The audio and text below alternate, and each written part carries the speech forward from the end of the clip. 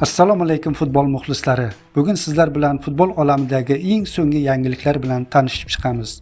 Agar kanalimizga obuna bo'lmagan bo'lsangiz, obuna bo'ling va ushbu videoga kanalimiz rivoji uchun like bosishni unutmang. O'zbekiston milliy terma jamoasi a'zosi Abduqodir Husanov Yevropada o'ynayotgan eng kuchli himoyachilardan biri sifatida e'tirof etilgan.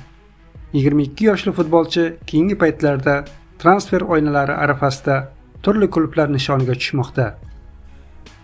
Tobora yaqinlashib kelayotgan navbatdagi yozgi transferlar oynasi Lens klubida jiddiy o'zgarishlar olib kelishi kutilmoqda.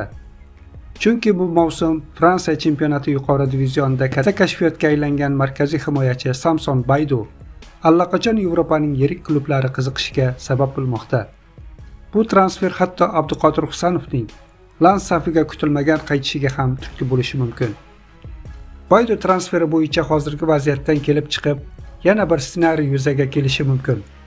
Ekspertlarning ta'kidlashicha, Lens klubi Samson Baydu transferi doirasida Husanovni qayta olishga harakat qilishi rejalashtirilgani aytilmoqda. Mana shu yo'l orqali lensliklar Bayduning jamoadan ketishini qoplash, shu bilan birga klub muhitiga allaqachon moslashgan o'zbek futbolchisini qayta qo'lga kiritish imkoniyatiga ega bo'ladi. Agar bu reja amalga oshsa, Abduqodir Husanovning qaytishi Fransiyada yozning eng kutilmagan voqealardan biri bo'ladi,